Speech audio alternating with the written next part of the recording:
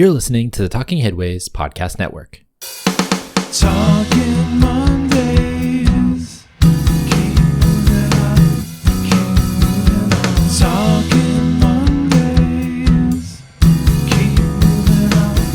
Keep moving on.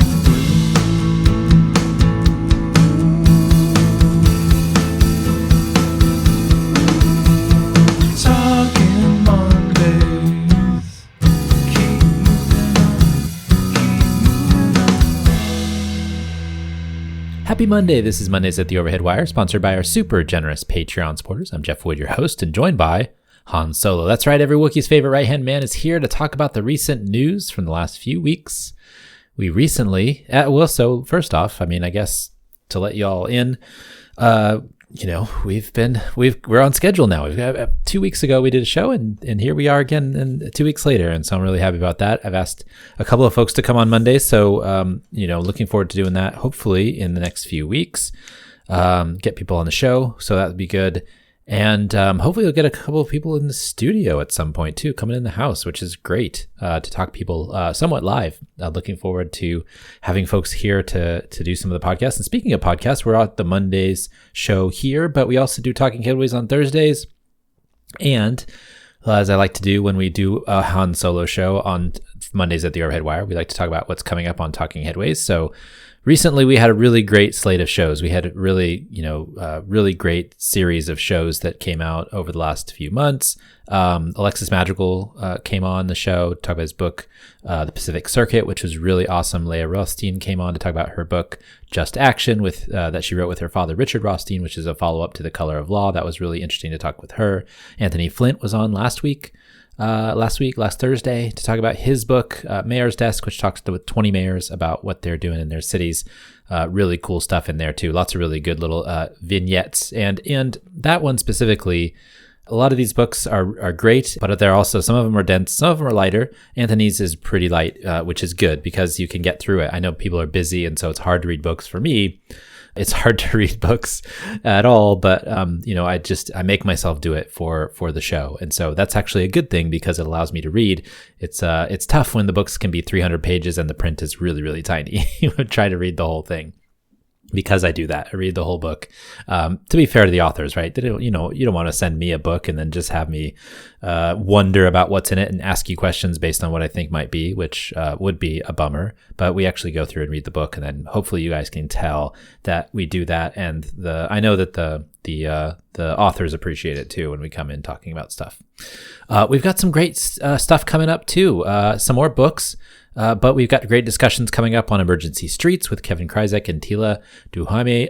We've got Run Commuting with Daniel Baxter. Those two are recorded shows already, so they'll be coming up soon.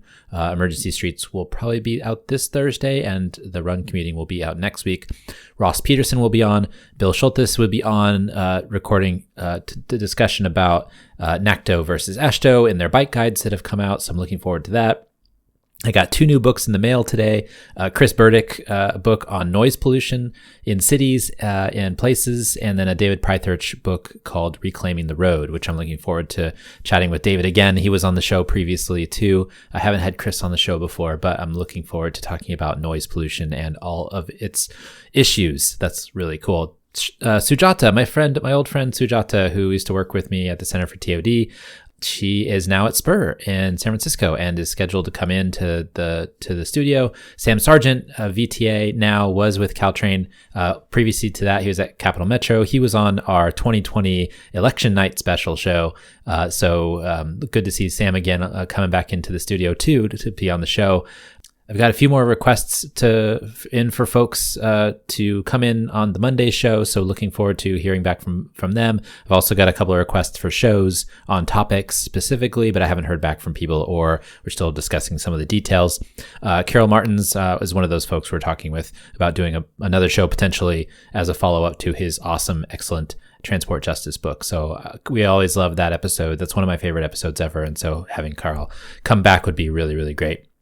And then I've got tons of other ideas in the pipe. I have like a spreadsheet with like 100 ideas in it that I kind of come off of, and then some other stuff comes in and other ideas come in as well. So we've got endless supply of, of ideas for the podcast, though the key is to make it interesting for you all, right? You don't want to hear the same stuff over and over and over again, right? I don't either. I don't like talking about the same things over and over again. I like to add to the discourse, add to the conversation, add to the knowledge base. And so we try to make it interesting for folks to listen to all our shows. And hopefully that comes through. And we're not a huge podcast, but we're a mighty podcast. And so hopefully you all appreciate that. Well, oh yeah, and got some other irons in the fire. The Kingwood episode is still floating out there in my mind. I did some recordings earlier this year on it, and I wish we had unlimited time to do things and to edit it the way I want it to be edited, to put together a really good episode for folks. But we're still working on that one. It's sitting on my desktop. There's like 5 different interviews that I've done for it. So that's a bigger project, but it's coming together. I feel like it is. I feel like it's coming together. So got to get myself a little bit more time.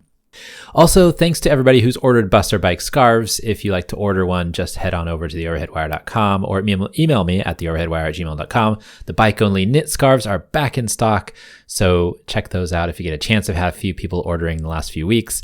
Thanks so much for that. And as we always note, we're really thank everybody for supporting the show on Patreon, patreon.com/theoverheadwire. Basically, if you become a patron now, you can actually get Mondays and Talking Headways ad-free. So for just being like maybe like even a $1 a month support on Patreon, we post the podcasts on our Patreon site, and then it has an RSS feed that's tagged for your subscription only, so that when you're subscribed to Patreon, you get access to it. And then if you unsubscribe, you don't get access to it anymore, unfortunately. But you can always listen to the show through the podcatchers as it were. But for folks that don't want to hear the ads at the beginning of the show from national advertisers, or if you have seen some of the ads for other shows that come in Apple Podcasts before or after the show plays, you can skip those altogether by becoming a Patreon supporter and going to that RSS feed and pulling it down, and you just get ads like these where I'm talking about scarves and Patreon and the bookshop site, bookshop.org/shop/theoverheadwire. You can order books there. Folks have been ordering books, and I really appreciate it. Any book they want, actually, not just the books where we talk to the authors, but any book. We just actually put a new cover image. We talked to Bookshop to get a cover image up for Anthony Flint's book on there. So if you go there, you'll see the cover of Mayor's Desk. So we appreciate that. You can always support the show by going on and, basically listening to the ads, going on the Bookshop site, buying some of our Cars Are Cholesterol merch. TeePublic is doing that, bit.ly/Cars Are Cholesterol. Of course, that image that we have there was designed by Richard Wozensky, and you can find him on Instagram, as always, at Dick David Sketches. I love David's work. Richard's work. Dick David is his Instagram, and Richard is his name. Thanks, Richard. I appreciate all of your help with that, and thank you for being an awesome artist and an awesome advocate for bicycling. We also suggest strongly that folks sign up for the newsletter. That's how we actually can continue to do all this stuff in addition to the podcast. We find our news through the newsletter, and the subscribers there are the ones that help us with that portion of things. And there's a lot of stuff there. And we have this archive of over 100,000 items now, 106,000 items now, where you can search by topic and city. We've recently updated All Things website. We've updated the search function in there, so it's easier to find stuff. And there's just so much information in there. It's really awesome. So hopefully folks get a chance to check that out. So thanks for listening. Everybody, you guys are awesome. And we got to get to this show that you're waiting for, because I've been talking for 8 minutes and 30 seconds so far on my timer anyways, up here where the waveform is going by in front of my face. This is episode 170. We're live and in session. Before we get to the show, I want to let folks know that you can get this podcast and Talking Headways wherever you find your podcasts: iHeartRadio, Spotify, Overcast, Pocket Casts, and of course, Apple Podcasts. We did have to stop doing SoundCloud. And the main reason was because it was costing me like hundreds of dollars a year to have all of the stuff archived on there. But also every time I'd look at the episodes, maybe like at like 2 or 3 listens, which was not very good. So I wasn't going to pay hundreds of dollars a year just for a couple of listens per episode when we get thousands of listeners on our other channels and our other ways that people subscribe. So I hope that doesn't, there's probably a couple of SoundCloud listeners out there, but unfortunately we had to stop doing that. It's just too much money for not enough payback or reward. I know that people respond to social media if they go viral by saying, check out my SoundCloud. I don't think I can do that anymore, but that's okay. There's still stuff up there from old times, but just get it through the other podcatchers. That'll help a lot. Also, if you feel so inclined, leave us a review on iTunes. We really appreciate your feedback. Okay, here we go. The news. Here are a few stories that piqued our interest from the newsletter over the last few weeks. Again, this is from the Overhead Wire daily newsletter. Premium and basic subscriptions are available, and I hope folks sign up if they haven't already. Although for folks who have listened to this a long time, and if you haven't signed up and checked it out, what are you doing? Check it out. There's lots of cool stuff in there every morning. But yeah, so these were the news items that were popular there. So first off, Texas legislators against road diets. Republican lawmakers in Texas are targeting street design that improves traffic safety by filing a bill to limit cities from reducing car lanes to make spaces for bikes or buses. Some legislators are worried that the vague language may do more to restrict local decision-making on sustainable transportation and curtail safety efforts. The bill would also ban the implementation of congestion pricing in any city in Texas. This was by the wonderful Megan Kimball in the Houston Chronicle. So there was a bill also put together, I think today, recently, that follows up on this bill they're calling the Death Star bill. By the way, happy, May the 4th be with you yesterday for Star Wars fans out there. But this bill it was called the Death Star bill by cities. And the reason why is because they're trying to preempt all the regulations that cities put together and saying that if there is a state regulation that is of lesser restriction than the city regulation, like for water breaks for construction workers or something like that, then the state one rules over all, which is crazy because cities and localities have all kinds of rules and regulations that the state is just not going to have the capacity, especially a state like Texas where legislators only show up every 2 years. It's not even a full-time job. They just show up every few years and legislate. So in that case, right? So there's this Death Star bill that's trying to preempt all the cities and what they're doing. So recently, today, I think they filed another bill that was an add-on to this Death Star bill, which, by the way, the Death Star bill is under litigation by cities in Texas. They're adding on to this one to say that any city that's caught trying to undermine the state's authority on these issues, whether it's bike lanes or bus lanes or water breaks or whatever it may be, then they're going to get financial punishment. So this hasn't passed, obviously, but this is how the state of Texas is going about things. It's really silly to me that they're continuing to do this and not letting cities do what they're doing. In terms of, active transportation, as we know, cities are dense places where there are a lot of people. And so you can't always fit cars in the center of cities. You just can't. So you have to have other ways of getting around. And this is really frustrating that this was written by Paul Betancourt, who's like just an anti-city person generally. But basically, who is a legislator in Texas outside, I think it's from the Houston suburbs. But basically, this is what they're trying to do in Texas, and they're trying to do it all over the country. And we've talked about this many, many times before on this show, but they're just trying to legislate it now into law in Texas, which would try to, probably be some way with they trying to copy it all over the country in different states who are hostile to active transportation. So that's a bummer. It's annoying. You have to fight it. I don't even know if it's constitutional to do those sorts of things, but we'll see.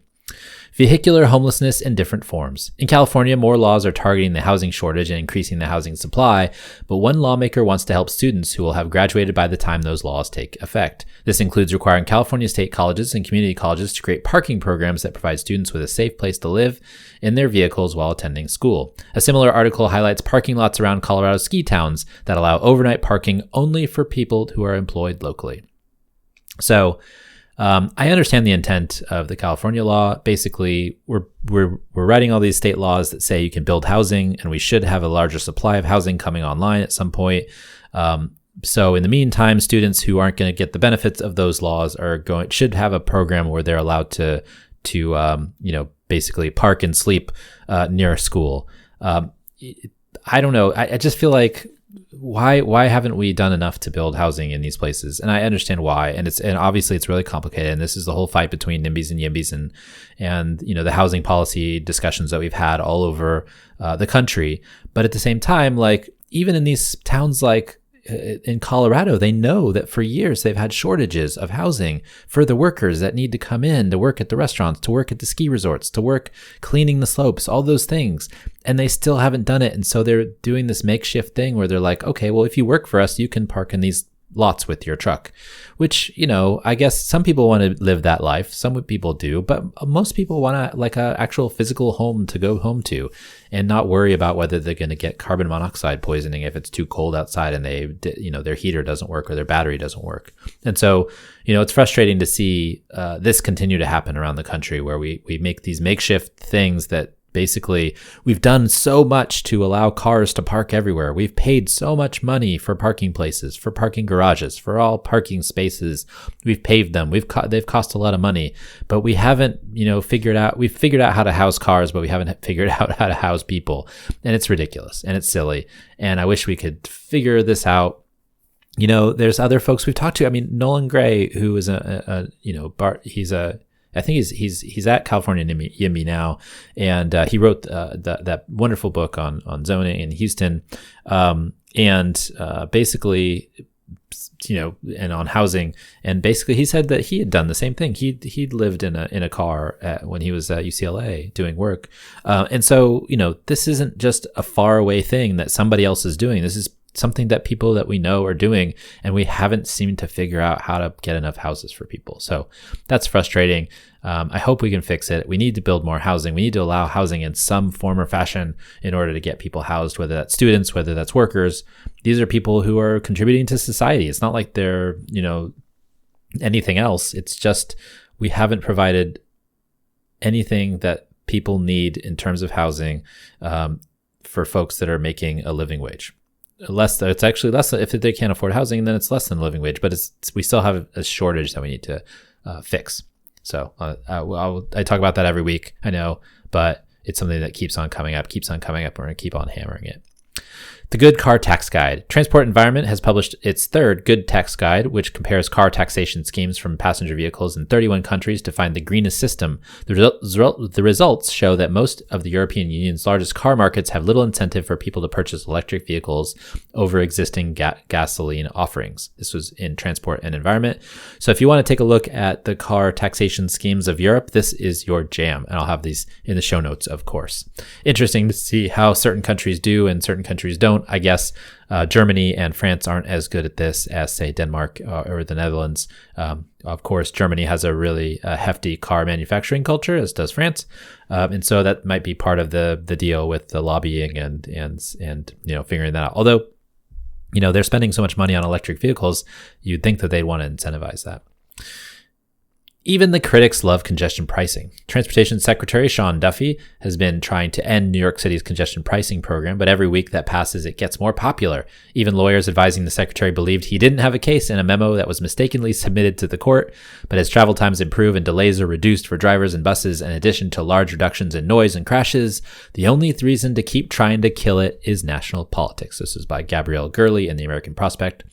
This was a great article. And so there's a lot of articles out there on congestion pricing, but this one was specific about why they keep on trying to kill it. And the reason why is national politics. They want to have more, the districts at which people in the House of Representatives in New York State reside, the people that live in these districts are against congestion pricing. And so if they keep on hammering that they're trying to get rid of it, it'll make it a salient campaign talking point at that time. No matter that a lot of these people are being able to drive into Manhattan at times that are half the amount they did before, or the benefits to the locals from noise pollution and air pollution, doesn't matter. But it's all national politics, and they hope that maybe they can get somebody to unseat Kathy Hochul. I hope that somebody unseats Kathy Hochul, but not a Republican, because that would mean the end of congestion pricing, and then some other stuff might happen that's ugly as well. But she's not my favorite, but she has been defending this, which is amazing after her craziness before, which we talked to Ben Kavak on the Monday show maybe like a few months ago about this. So anyways, interesting kind of angle from the American Prospect. Dutch climate strategy is changing. In order to promote the use of electric vehicles, which have heavy battery packs, the Dutch government is proposing a new tax on vehicles based on size rather than weight. The Netherlands is behind on reaching climate goals, and this would be one of the package of policies to reduce emissions over the long term. The current right-wing administration's plans to increase speed limits and scrap measures to curb auto use was part of the problem, according to the government's own environmental assessment. This was in Dutch news. So I think you should do like Japanese K cars and K trucks, where you basically are taxing based on size and engine displacement. So, basically they try to make their cars as small as possible, and then you can reduce your outlay from that. And it also makes things safer, right? So you see these K trucks, we've talked about them on here, but they're in the national news and stuff. And it's really interesting to see how those taxes and those impacts actually impact the size of vehicles.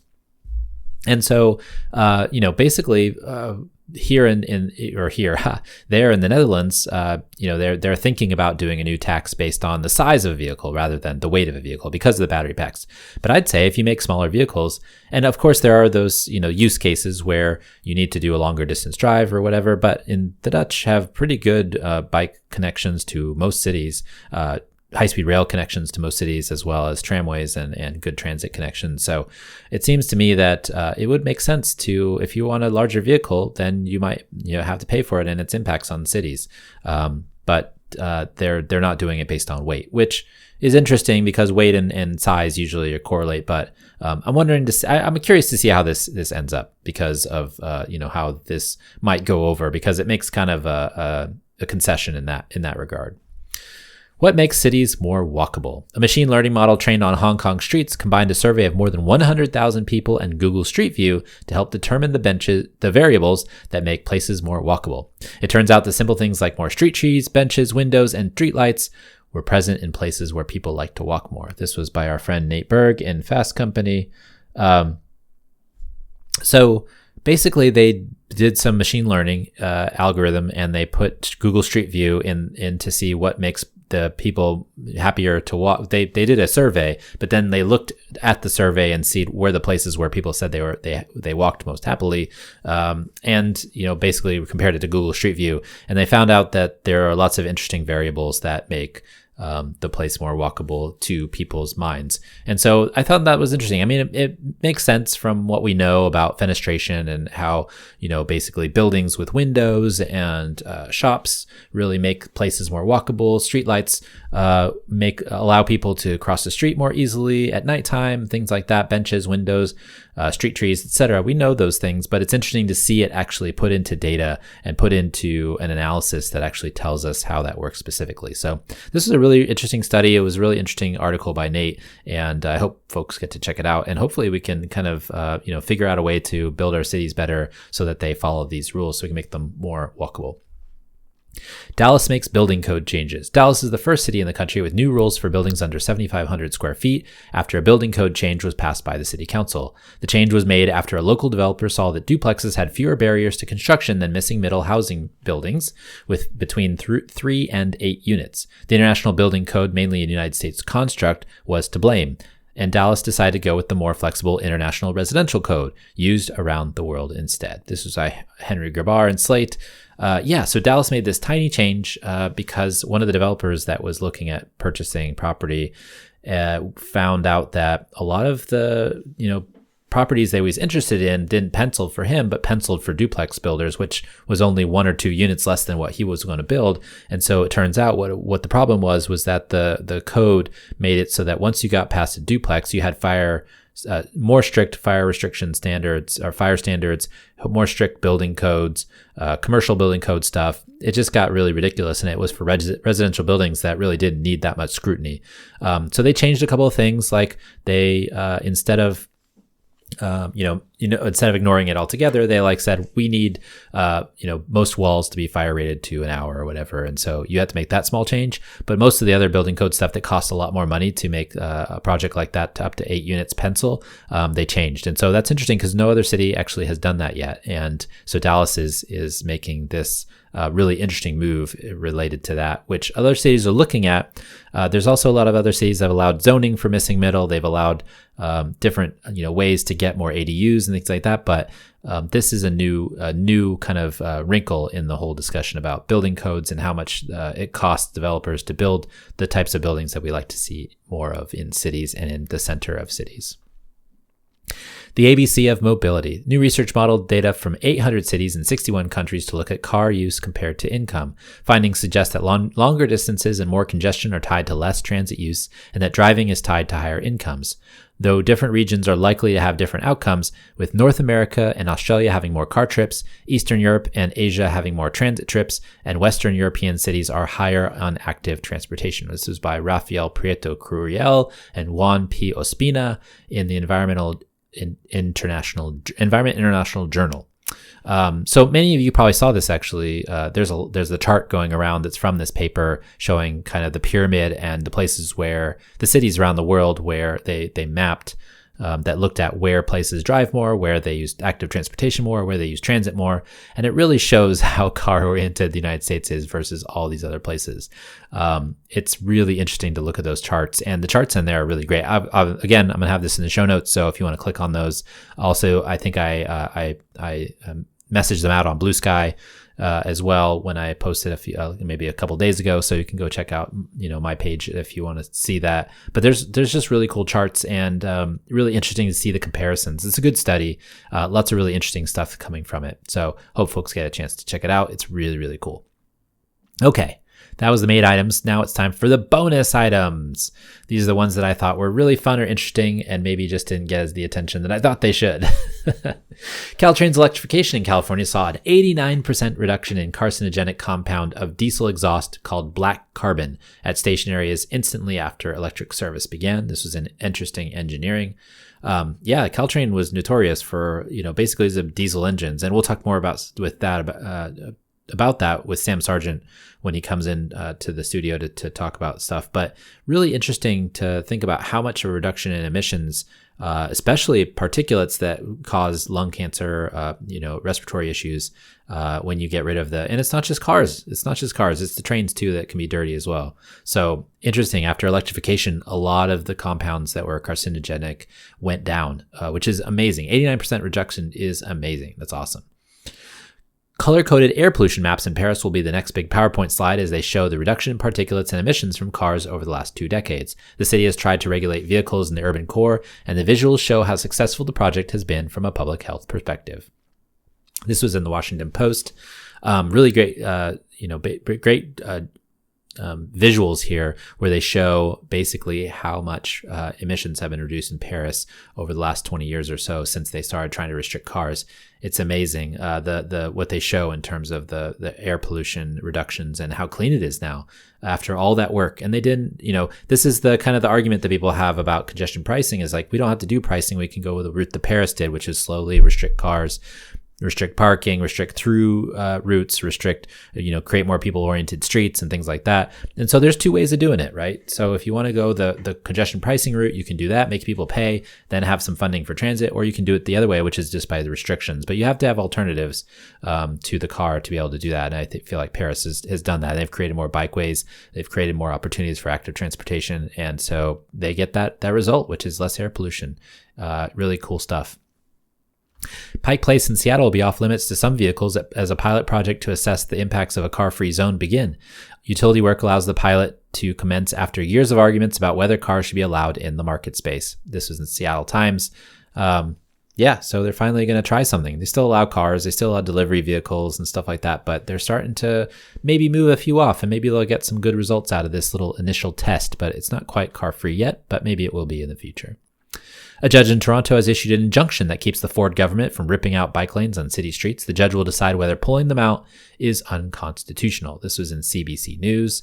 U.S. DOT Secretary Sean Duffy of road rules fame sent out a memo last week arguing that policies that promote diversity, equity, and inclusion were against the law, which is dubious, and that funding would be halted for any program suggesting or even hinting at them. Commenters quickly shot back that the policy suggested by the memos is likely illegal and just a pretext for picking and choosing any project they don't like versus the ones that they do. So this is frustrating a lot. I mean, we talked about this before with the preemption in Texas, but this is just at the federal level, the same thing happening, preemption. They're just basically trying to figure out which projects they like and don't like, even though if the ones were funded through Congress, through the bills. The US DOT is trying to do that. Also, they got rid of funding for certain university transportation center, including one of the ones I'm on the advisory board of, because they had policies that were quote unquote too woke. Now, looking at, I don't know what woke means. I honestly don't. It's just a code term for, to me anyways, it's a code term for policies that they don't like. It could be racism, it could be sexism, it could be politically correctness, whatever it is. That's what they woke means to them, I guess. But anyways, I read some really good research studies, basically that from the UTC that I'm on the board of, and I didn't see any woke in there, but they suspended some funding. And so they're going through and trying to figure out which projects they don't like. They're probably training AI on it to find out which projects had some keywords they don't like in them. And so they're not going to fund them. It's frustrating. But eventually these guys are going to get their comeuppance. I know it. It's just going to be a long slog to get back to where we were. They're breaking so many things and, effing up so much stuff that, it's going to be hard to build. It's always hard to build something. It's always hard to build something. Over years and years, you can build things. We started in 1991 with Ice-T and the transportation bill there, and tried to get funding for active transportation projects, for letting MPOs do more with the money that they're getting from the federal government. So this is a decades long project to try to improve safety, improve access on our transportation system. And it's just easy to break it the way that they broke it, because you don't have to be clever or smart to figure out ways to improve things to break things that have been improved over time.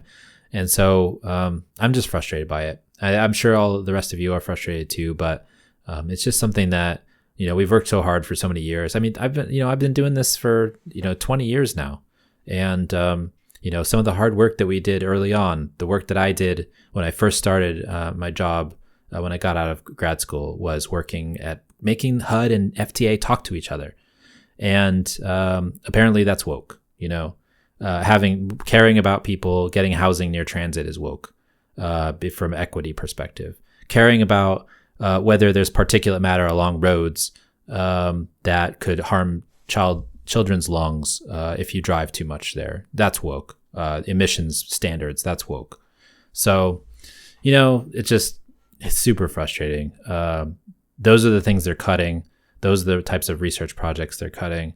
I'm not going to, sugarcoat it at all. It's going to be tough, but we can get it back.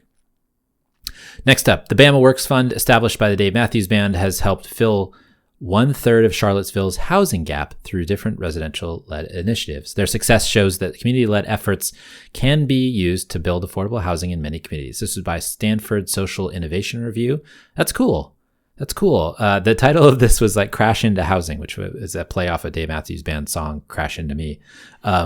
As somebody who, that was one of my first concerts, actually. I mean, not one of my first ones. I went to Huey Lewis in the News, I think was my first concert at the Houston Livestock Show and Rodeo a long time ago.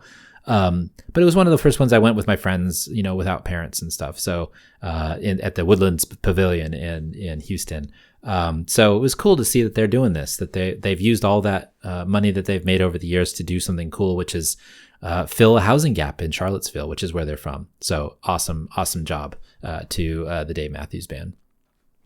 Researchers in London have found that large SUVs are 44% more likely to kill cyclists and pedestrians than regular-sized cars. For children, that number rises to 82%, the standard UK. St. Louis mayor asked the local transit agency to stop working on a light rail extension until they can answer whether it will be competitive with other projects for funding during the current administration. The project is 5.6-mile line that is expected to cost $1.1 billion.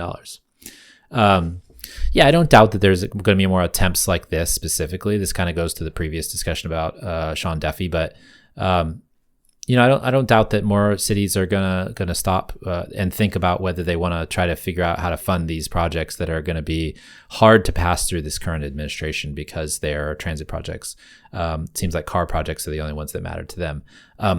But, one of the things that I also tell myself is why does a mile of light rail cost $200 million? That's ridiculous. It shouldn't cost that much. And so I think this from a connection standpoint, I think this is a good project, but from a cost standpoint, like, why do we keep doing this to ourselves? Like, I know there's inflation, I know there's other things related to it, but we can do better than this. Like, if we do better and do it cheaper and do more projects that are under budget, we can take some of that highway money that's out there and say, oh, well, your highway expansion's getting over budget and it's too expensive, so let's put it more towards these transit projects that make more sense. So that's the kind of fight that I feel like we need to have, is like, let's make our own projects better. And I know that that's wrangling and fighting with some of these construction companies or some of the consulting companies, but there's got to be a way to reduce the cost of these things, people. $200 million a mile is not acceptable. Honestly, it's not. And this is, probably on the light end of some of that stuff that's going on. We could probably build some subways in Europe for that much money, but here it just, is a couple miles of light rail on the surface. So that's really frustrating me lately. But we got to do it better, and we can't get there with the way we're going now. And we need to be a little bit more confrontational on our own side about making sure that we know these projects are useful and they're helpful, but they shouldn't cost as much. Okay, in Detroit, the city sold homes that were tax delinquent at auction, and out of 11,000 homes, 2,400 were sold for more than the tax owed. A state Supreme Court ruled that the city couldn't keep any profits, so Outlier Media decided to see how many of these folks they could find to let them know they were owed money. This was in Neiman Lab. So this is our last one today. So basically, in Detroit, if you had a property that had a delinquent property tax, which it got a lot of people in some weird straits, because there was somebody that might have had like a $5 overage on their property tax they didn't pay. And so the city could basically take the home and then sell it to get the revenues back. And some of them, 2,400 of them, where they sold them for way more than the tax was owed. And so instead of giving that money back to the people who owned the house and paid the mortgages on it and should have gotten the windfall from the sale, they actually kept the money. And so the state said, this is not illegal, for good reason. And so they said, you have until X day to figure out who is owed money. And then, after that, they don't have a claim. And so this Outlier Media, which is a local media organization, decided that it was in its best interest to help try to find as many people as possible who were owed who were owed sales money from those sales for the taxes. And so they did, and they found a bunch of people, and not all of them, but a bunch of them. And I think, from local journalism, that's a really important service that they provided for folks. And I think that, for, many journalism outlets, it's kind of been tough lately to figure out, how to move forward. But if you're locally serving and you do a good job, I think people will support their local journalism. And especially if they do things like this, where they get their readers back more money, right? Amazing. Okay. Well, that's it for this week. This week and every week, I want to thank our generous Patreon supporters. You guys are awesome and keep the show going by listening and supporting each month. This show and Talking Headways really wouldn't be here without you, so thank you very much. And you can support the show by going to patreon.com/theoverheadwire. We've had people sign up each month during the pandemic, so you're super appreciative of that. $2 a month will get you some stickers, and $10 a month will get you one of our transportation scarves. So thank you. Also, if you're a Patreon member, you get to, get ad-free podcast. No introductory ads or ads on Apple Podcasts. So it's sweet, sweet stuff. Also, I want to mention that we did produce an audiobook version of Raymond Unwin's 1909 classic, Town Planning and Practice. If you want to get your hands on one, go to raymondunwin.com. Listener questions and comments. Thank you to folks. Last week we kind of had a tough discussion, a tough episode where I talked about some family members who had passed away, some friends who had passed away.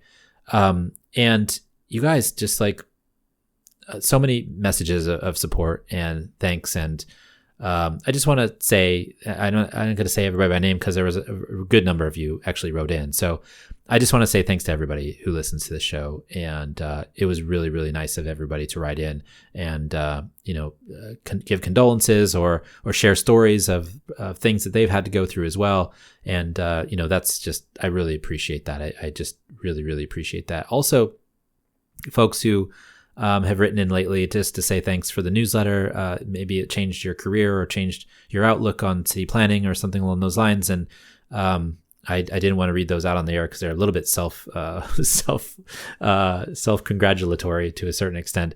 But I do want to thank you for writing in and saying those things because they're so kind. So I really do appreciate it. And you know who you are because you wrote in.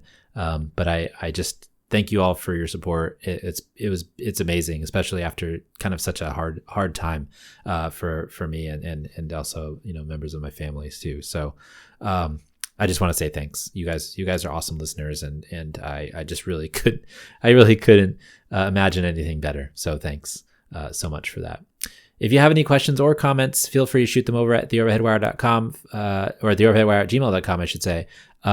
Feel free to find me on any of the social sites where the podcast appears when I post it, or shoot me a note on Blue Sky or wherever you can find me, most places, and I'll talk about that in a little bit. Okay, Puppies and Butterflies. This is the part of the show where we talk about something fun, interesting, or maybe just didn't fit in the other sections.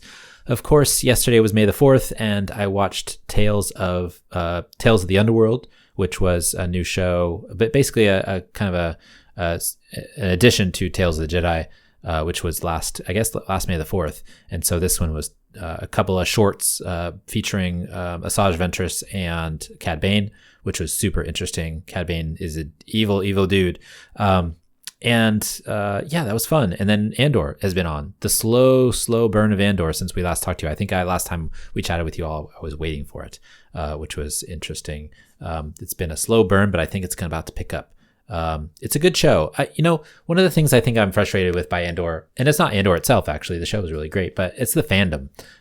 Sometimes the fandom kind of decides that it's okay to bash one show to promote another one, and I just don't see it that way. I like all Star Wars. I know that I'm strange in that in that regard, and I have when I talked to Ken and Joseph, who were on the show for the 500th episode, who are, I listen to their podcast every week almost, talking about Star Wars, but the fandom, can be really negative sometimes, and I just want to celebrate it like they do, and that's why I listen to their show, is just celebrating all the stuff. Take the art as it comes to you. You can either like it or not like it. If you don't like it, you don't have to watch it. You don't have to, criticize it necessarily. There's a lot of people that work on the show, and you can criticize it, but I hope it's criticism from a good place and a positive place rather than a negative one where you're just being mean about it or evil about it. And so one of the things about Andor is that people are really liking it because it's kind of like more gritty and a little bit more the adult Star Wars that people were hoping for when they grew up after they watched the original trilogy and maybe even got into the episodes 1, 2, and 3, and then maybe 7, 8, 9, and I get it, I understand, but I don't think they should be compared against each other. It's one big universe and one big story, so they each kind of go their own way, and they each give you something different. So I really like them all. I like them all for different reasons, and I hope that folks can find that joy in them too. Also, another annoying thing that's not Andor, not Star Wars, but those dang squirrels, man. The dang squirrels in my backyard are eating my rosebuds. Every year I look forward to the roses in the backyard, and this year we've had like a squirrel. We trimmed them a bit, and then this year the roses, the buds start to come out, and then the rose eats, the squirrel eats it. And so I don't know how to deal with that. Maybe it's Tabasco sauce or something, but I don't know if anybody has some squirrel, repellent ideas. I don't want to hurt them or anything, but I just want them to stay away from my roses. We only have one rose on the bush this year, when last year we had hundreds. So, and it makes such a great smell in the backyard too. So that's really frustrating me, squirrel problems. So something fun. It's some puppies and butterfly, because the butterflies can't eat they can't eat if there's no roses. The hummingbirds, they can't eat if there's no roses. And so the squirrels, they're messing with my puppies and butterflies. Okay. You can find me on Blue Sky, Mastodon, LinkedIn, Instagram, sometimes Threads, Substack, YouTube, and of course my website, and in your inbox every morning if you sign up for the newsletter, and Flickr at Transit Nerds is the name there. Everything else is at The Overhead Wire. Thanks for joining us at Mondays at The Overhead Wire. Thanks to our generous patrons for sponsoring this week's podcast. I hope you all have a great week. I hope you have a great 2 weeks. I hope to see you back in a couple of weeks, but we'll see you next time. Talking